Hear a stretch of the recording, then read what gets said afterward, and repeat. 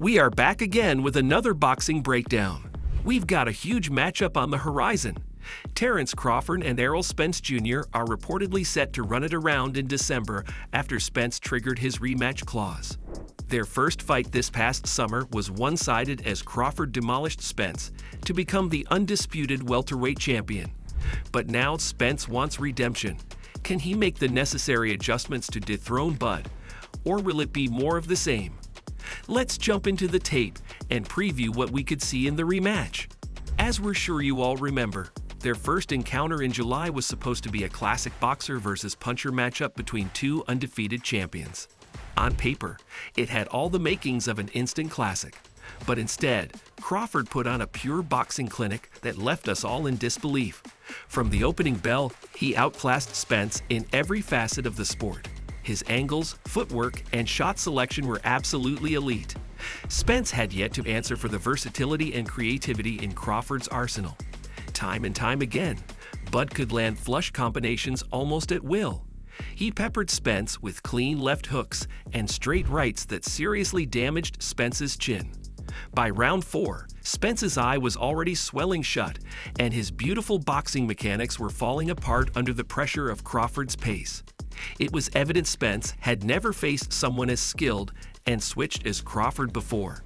He kept trying to initiate exchanges by swinging wild hooks, but Bud was too slick. By round 9, Spence was a sitting duck, and the ref had seen enough after a perfect three-punch combo wobbled him once more.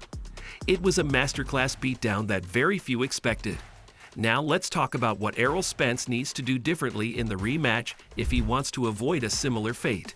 His speed, power, and pressure are usually what break other welterweights. But against someone like Crawford, he needs to be much smarter. First and foremost, Spence has to tighten up his defense. Against Crawford, leaving any openings is a recipe for disaster. He was getting hit too cleanly and taking unnecessary damage in the first fight. Spence must keep those elbows tucked in and avoid leaning straight back, which exposes him. He has to roll and block shots more efficiently. Offensively, Spence can't just wing wild punches and hope to overwhelm Crawford. That approach clearly did not work the first time. Instead, he must fight behind his jab more and set up his power shots. Come forward behind double and triple jabs to both score and control distance. Throw feints and then follow up. Don't just march in recklessly. And most importantly, he has to cut off the ring better. Crawford was circling and angling away easily that Spence sometimes looked lost. He needs to trap Bud on the ropes and not let him regain the center ring so freely. Force him to punch with you instead of letting him fight on the outside.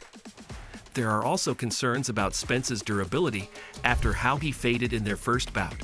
He was dropped multiple times and seemed badly hurt by Crawford's shots. Was that more a testament to Bud's power? Or has Spence's chin diminished after wars with guys like Porter and Garcia? Only time will tell, but he can't afford to be too gunchy.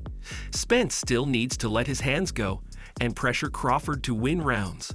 But he must find a way without leaving his punch resistance vulnerable.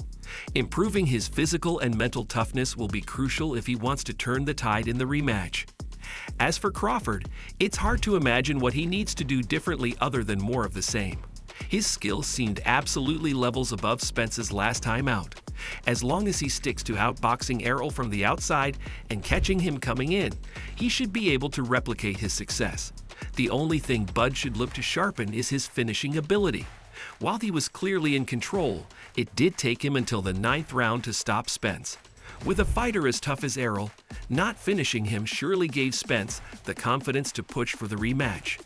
This time, if he hurts Spence badly, Crawford needs to go in for the kill shot faster instead of trying to outpoint him.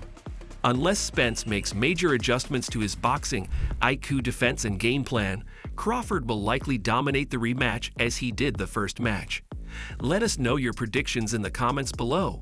Be sure to like, share, and subscribe if you enjoyed this breakdown of Crawford versus Spence. We put a lot of work into these boxing videos, so we appreciate all the support. Until next time, keep on punching.